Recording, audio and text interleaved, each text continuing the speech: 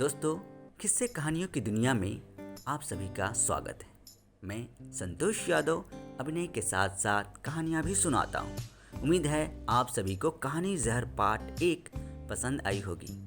तो चलिए कहानी को शुरू करते हैं। ऐसा तो नहीं कि आप अपने घर आए ही नहीं थे और जब मिस्टर राज ने आपको कॉल किया तब तक आप कहीं और ही बिजी थे, क्योंकि ऐसा तो हो ही नहीं सकता कि कोई अर्जेंट कॉल आने पर भी घर की सारी लाइट्स ऑफ करते रहेगा। अब निखिल ने अपने होठ पर जुबान फेरते हुए धीमे से कहा, वो दरअसल मैं अपने घर गया ही नहीं था। मैं जैसे ही अपने घर जाने के लिए निकला, मैंने आगे वाले मोड़ पर खड़ी गाड़ी में बैठती हुई शीना को देखा। राज भी उसी गाड़ी के पास ही खड़ा था, कुछ बातें कर रहा था। मुझे थोड़ी उत्सुकता हुई कि ये राज आखिर इतनी देर तक बाहर खड़े होकर शीना से क्या बातें कर रहा है, और मैं भी अपने घर ना जाकर उधर पास ही में एक पेड़ के पीछे छुपकर उन दोनों को देखने लगा। फिर कुछ देर बाद जब राज वापस अपने घर आने लगा तो मैं भी फिर पेड़ के पीछे निकलकर अपने घर की ओर चल पड़ा। लेकिन अभी मैं अपने गेट के पास पहुंचा ही था कि राज का कॉल आ गया और मैं भागते हुए यहाँ आ गया। राजशेखर ने घूरते हुए निखिल को देखा, फिर कहा, कहीं ऐसा तो नहीं कि आप वही मिस्टर राज के घर के बाहर ही छुप गए हों और जैसे ही आपने अपनी बीवी को हॉल में अकेला देखा, वैसे ही मौका पाते ही आपने उसका काम तमाम कर दिया।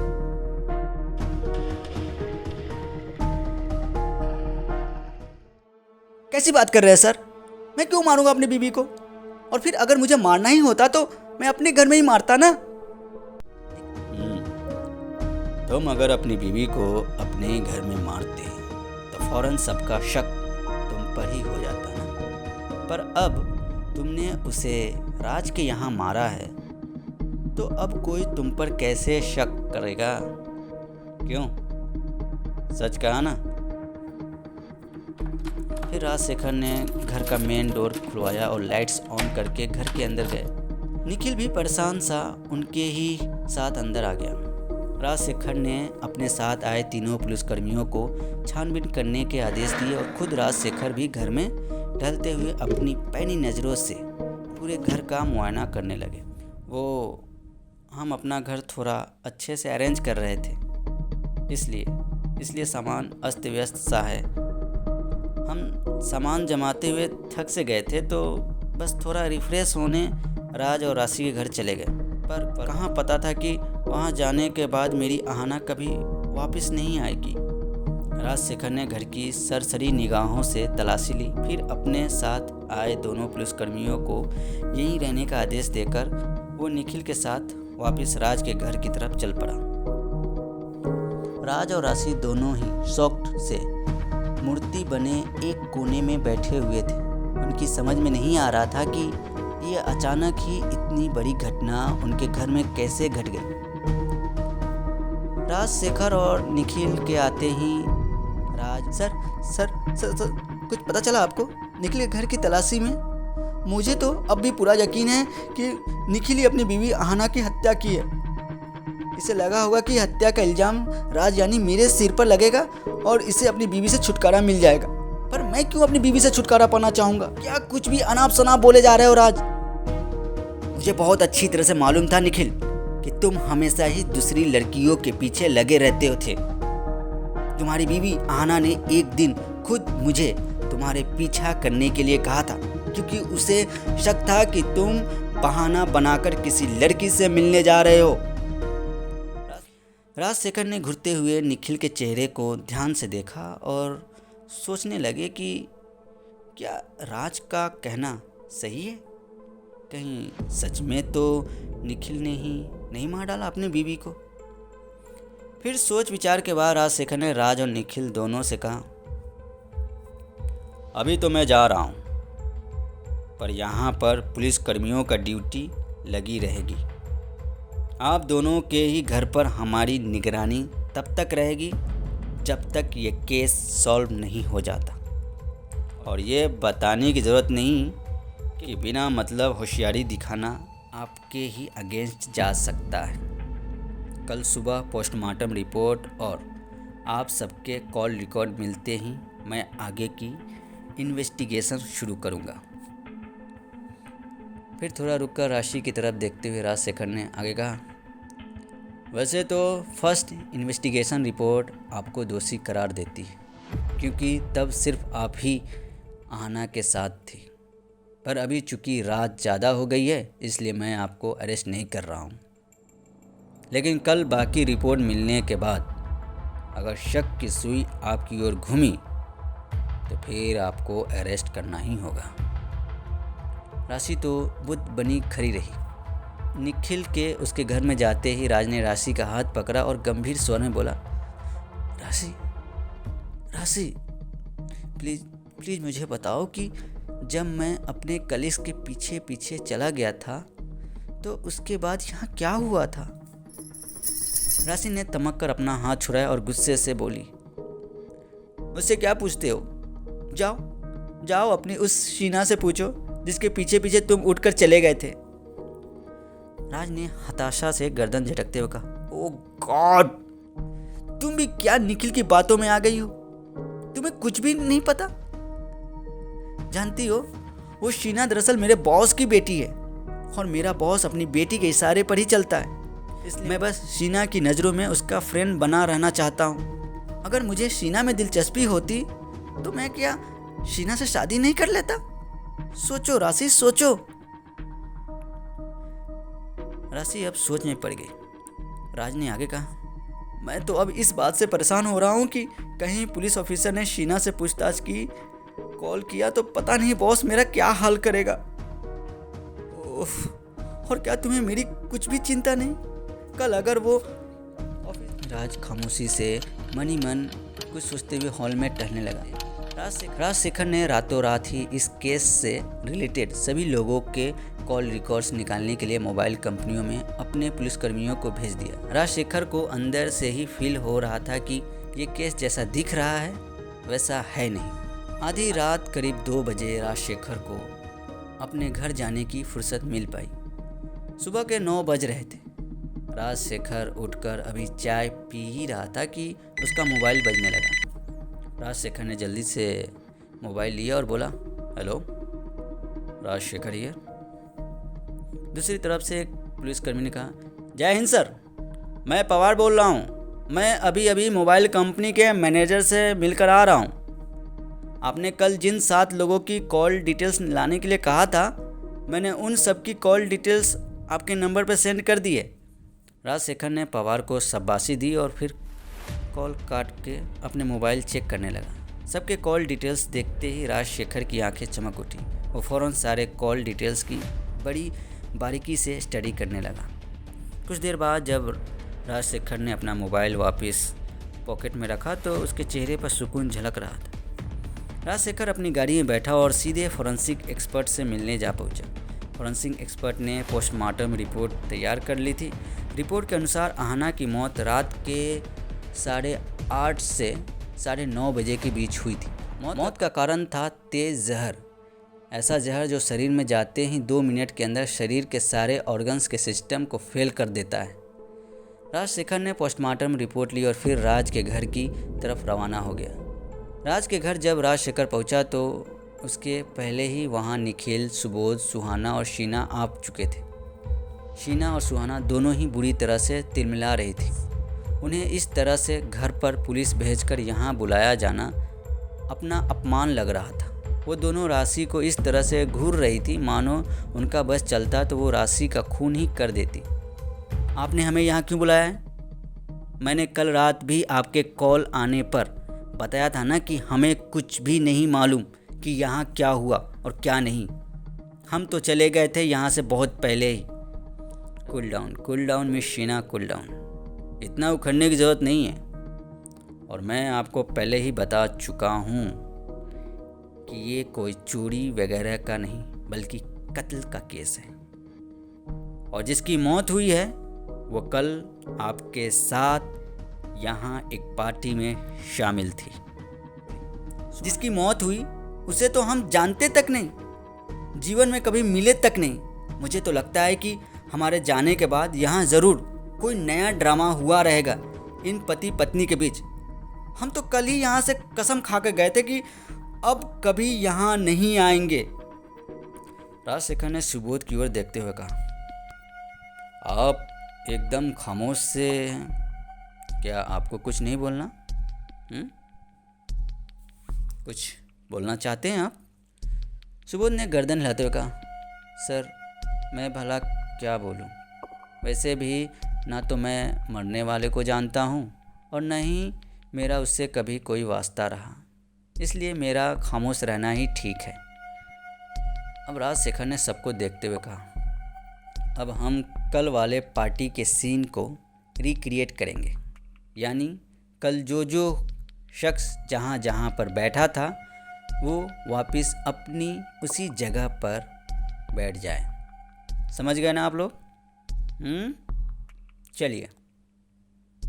निखिल रोते हुए बोला, पर मेरी आहाना वो तो अब रही नहीं। डोंट वरी मिस्टर निखिल, हम आहाना की जगह पर अपने एक पुलिसकर्मी को बैठा देंगे। आप सब जल्दी से अपनी अपनी जगह पर जाइए, राजशेखर ने समझाया। कुछ ही देर में सबने अपनी अपनी पोजीशन संभाल ली। सुबोध और सुहाना सामने वाले सोफे पर बैठ गए और निखिल साइड वाले सोफे पर एक पुलिसकर्मी के साथ बैठ गया। राज सेंटर वाले सोफे पर बैठ गया और उसके साइड वाले सोफे पर शीना बैठ गई। राशि ने राजशेखर से कहा, मैं तो पार्टी में बस 2-4 पल के लिए ही बैठी थी, बाकी तो मैं किचन में ही बिजी थी या फिर हॉल में सबको देखते हुए एक कोने में चुपचाप खड़ी थी। राजशेखर ने गंभीर स्वर में कहा, आप जहाँ भी खड़ी थी वहीं पर खड़ी हो जाइए। राशि एक कोने में आकर खड़ी हो गई। राजशेखर ने सबके बयान तो कल ही ले लिए थे कि पार्टी में क्या क्या हो रहा था। आज राजशेखर ने उसी के हिसाब से रिक्रिएशन की तैयारी कर रखी थी। राज उठकर फ्रिज में रखी हुई कोल्ड ड्रिंक और एक पानी की बोतल उठाकर ले आया और टेबल पर रख दी। तभी डोरबेल बजी और सुहाना कल की तरह उठकर पिज़्ज़ा लेने चली गई। फिर पिज़्ज़ा का पैकेट लाकर उसने टेबल पर रख दिया। सुबोध ने पानी की बोतल उठाई और गिलास में डालने लगा। निखिल तो मूर्ति की तरह खामोश सोफे पर बैठा हुआ था। अब राजशेखर ने राशि को इशारा किया और राशि कल की तरह राज की तरफ बढ़ी और उसे 2-3 खड़ी खोटी सुना दी। फिर शीना ने अपना बैग उठाया और सुहाना के साथ दरवाजे से बाहर भागी। फिर पीछे पीछे सुबोध भी बाहर निकल गए। कुछ ही देर बाद राज भी दरवाजे से बाहर निकल गया। राज के जाने के एग्जैक्ट बाद यहाँ क्या हुआ था? मैं रोती हुई अपने रूम में चली गई थी, निखिल ने सोचते हुए कहा। मैं और आहाना भी निकलने ही वाले थे कि आहाना बोली, मैं राशि को समझाने जाती हूँ, और फिर मैं अकेले ही बाहर चला गया। ओके, फिर क्या हुआ राशि जी? राजशेखर ने पूछा। राशि ने अपनी आंखें बंद की और फिर याद करती हुई बोली, आहाना मेरे रूम में आकर मुझे समझा बुझा कर चली गई। मैंने सोचा कि वो अब अपने घर चली गई होगी। मैं नहाने और तैयार होने के बाद करीब पौने घंटे बाद वापस अपने रूम से निकलकर हॉल में आई और वहाँ देखा कि आहाना आंखें बंद किए हुए सोफे पर बैठी है। फिर जब मैंने उसे पुकारते हुए आहाना के कंधे को हिलाया तो वो सोफे पर लुढ़क गई। और फिर राज वहाँ आ गए, है ना? राजशेखर ने पूछा। राशि ने गर्दन हिला दी। फिर राजशेखर ने दरवाजे पर खड़े पुलिसकर्मी को इशारा किया और उन्होंने बाहर खड़े हुए सुबोध, शीना, सुहाना और राज को अंदर जाने के लिए कहा। जब सब अंदर आ गए तो राजशेखर ने वापस उनसे बैठने के लिए कहा। फिर राशि की ओर देखते हुए पूछा, अब अपने दिमाग पर जोर डालिए और सोच कर बताइए कि जब आप वापस हॉल में आई तो क्या उस वक्त आहाना के हाथ में कुछ था? राशि कुछ पल सोचने के बाद बोली, आहाना के हाथ में तो कुछ नहीं था, पर उसके बिल्कुल करीब ही सोफे पर एक कोल्ड ड्रिंक की बोतल खुली हुई थी। उस बोतल का कोल्ड ड्रिंक आहाना के कपड़ों पर भी गिरा हुआ था। राजशेखर ने गर्दन हिलाते हुए कहा, ओह, इसलिए हमें एक बोतल नीचे पड़ी हुई मिली थी, जो शायद आहाना के सोफे पर लुढ़कने की वजह से नीचे गिरी पड़ी होगी। और जानती हैं, हमें उसी बोतल में जहर के डोज मिले हैं। फिर 2 मिनट तक सबके चेहरे को ध्यान से देखने के बाद राजशेखर ने कहना शुरू किया, इस केस में आहाना की मौत सिर्फ एक कोइंसिडेंट है। एक्चुअली तो कातिल की प्लानिंग किसी और को ही मारने की थी, पर गलती से बेचारी आहाना मारी गई। निखिल चिकते हुए कहा, किसने मारा मेरी आहाना को? किसने मारा? शांत रहिए निखिल जी, शांत रहिए। मैं बस बताने ही जा रहा हूँ सब माजरा। तो हुआ ये होगा कि निखिल जी के यहाँ से जाने के बाद आहाना समझाने के लिए राशि के रूम में गई। फिर जब राशि उठकर वॉशरूम में चली गई तो आहाना वापस अपने घर जाने लगी। पर तभी उनकी नज़र टेबल पर पड़े बोतल पर गई और वो सोफे पर कुछ पलों के लिए बैठकर बोतल से कोल्ड ड्रिंक पीने लगी। पर यही उनकी मौत का कारण बन गया, क्योंकि बोतल के कोल्ड ड्रिंक में जहर मिला हुआ था। क्या कह रहे हैं सर आप? बोतल तो मैं फ्रिज से निकाल कर रखी थी। मैंने जहर नहीं मिलाया सर। मैं सच कह रहा हूँ सर। राज चिकते हुए बोला, मैंने कब कहा कि जहर आपने मिलाया है? मैं तो ये कह रहा हूँ कि बोतल में जहर था, और अगर आप गौर से देखते तो कल ही आपकी समझ में आ जाता, क्योंकि आपके फ्रिज और टेबल पर पड़ी हुई बोतल्स 400 ml की थी, जबकि सोफे से लुढ़क कर नीचे गिरी हुई बोतल 200 ml की थी। राज चौंकते हुए बोला, पर ऐसा कैसे हो सकता है? मैं तो हमेशा 400 ml बोतल लाता हूँ। राजशेखर ने गर्दन हिलाई और जोर देते हुए कहा, वो इसलिए कि दूसरी बोतल कातिल ने मौका पाकर टेबल पर रख दी थी। फिर राजशेखर ने दरवाजे की तरफ इशारा करते हुए कहा, अब मैं आपको वो स्टोरी बताता हूँ जो कातिल ने अपने मंसूबों को पूरा करने के लिए बनाई थी। दरअसल जब मिस्टर राज के यहाँ शाम की पार्टी का प्लान बना, तभी कातिल ने भी अपनी प्लानिंग शुरू कर दी। और फिर जब सब यहाँ घर में बैठे हुए पार्टी एंजॉय कर रहे थे, तभी याद कीजिए कोई और भी आया था। Pizza boy. हाँ, यहाँ पिज़्ज़ा बॉय आया था, पर वो तो दरवाजे से ही लौट गया था। राज ने हैरानी से कहा, pizza boy, correct, pizza boy आया था यहाँ, और वो दरवाजे से लौट भी गया।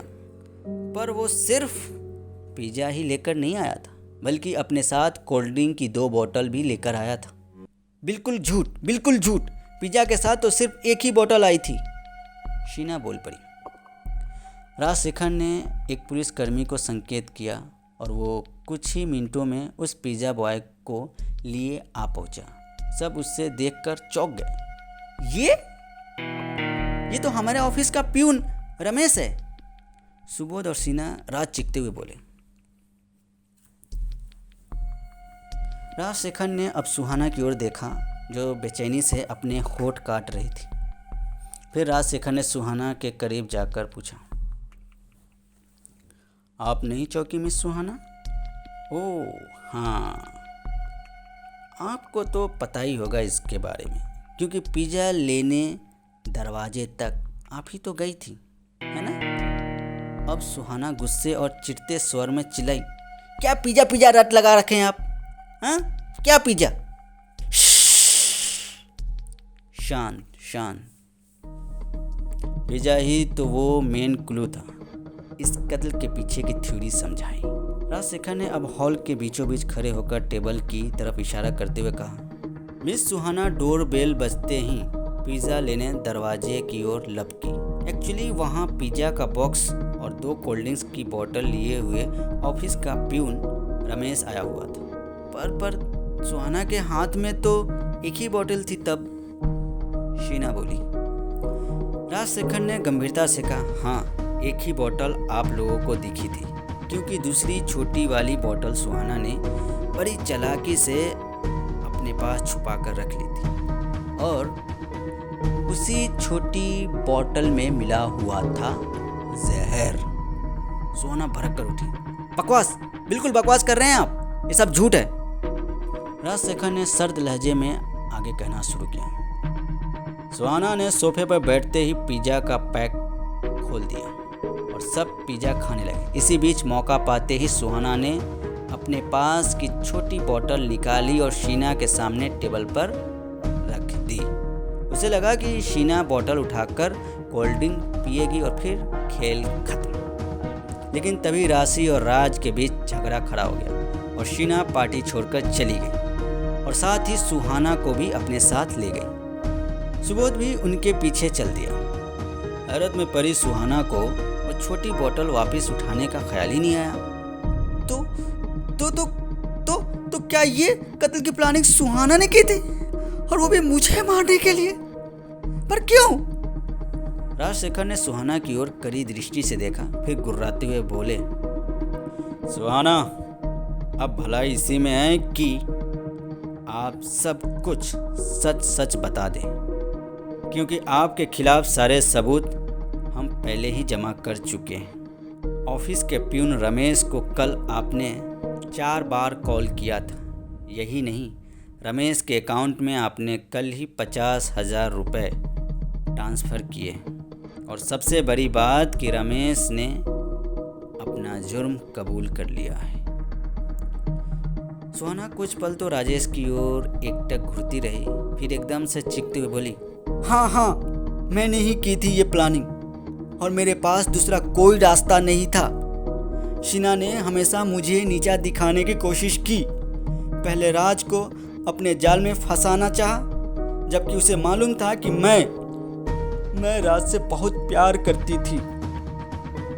फिर जब मैंने सुबोध से अपनी दोस्ती बढ़ाई तो यहाँ पर भी शीना बीच में आ गई।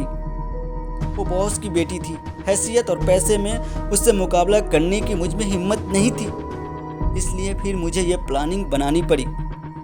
जैसे ही कल सुबह राज ने हमें अपने घर शाम की पार्टी में बुलाया, वैसे ही मैंने ऑफिस बॉय रमेश को अपनी प्लानिंग में शामिल कर लिया। रमेश को सिर्फ पिज़्ज़ा लेकर और 2 कोल्ड ड्रिंक की बोतल लेकर राज के घर पहुंचना था। छोटी बोतल में जहर मिलाने के लिए मैंने उसे पहले ही कह दिया था। मुझे लगा था कि शीना की हत्या अगर राज के घर होगी तो कोई भी मुझ पर शक नहीं करेगा। सब कुछ ठीक चल रहा था। मैंने जहर वाली बोतल शीना के करीब रख भी दी थी। मैंने सोचा कि जैसे ही शीना वो जहर वाली कोल्ड ड्रिंक पिएगी, वैसे ही मैं फिर से वो बोतल उठाकर फिर अपने पास छुपा लूँगी। लेकिन तभी राशि ने बखेड़ा खड़ा कर दिया और शीना वहाँ से चलती बनी और साथ ही मुझे भी अपने साथ ले चली, और मुझे वो बोतल उठाने का मौका ही नहीं मिल पाया। राजशेखर ने अफसोस भरे स्वर में कहा। और वही बोतल उठाकर आहना ने उसमें रखी हुई जहर कोल्ड ड्रिंक पी ली और अपनी जान गंवा बैठी। शीना तो गुस्से से सुहाना की ओर लपकी। तूने मुझे मारना चाहा? राज, सुबोध और निखिल हकबकाए से खड़े थे। उन्हें विश्वास नहीं हो रहा था कि सुहाना इतनी भयंकर प्लानिंग कर सकती, और वो भी सिर्फ इसलिए कि वो शीना से नाराज थी।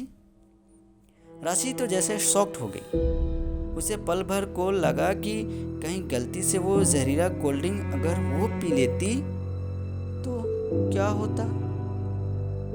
जल्दी ही पुलिस सुहाना और रमेश को लेकर वहां से रवाना हो गई। पीछे रह गए सदमे में डूबे निखिल, राज, राशि, शीना और सुबोध, जो शायद अब कभी किसी पार्टी को एंजॉय नहीं कर पाएंगे।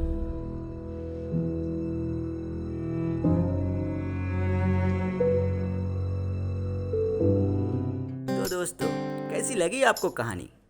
हमें कमेंट्स करके बताएं। और हाँ, फिर से दोहराता हूँ, अगर आपके पास कोई कहानी है या कोई सुझाव हो तो हमें ज़रूर बताएं।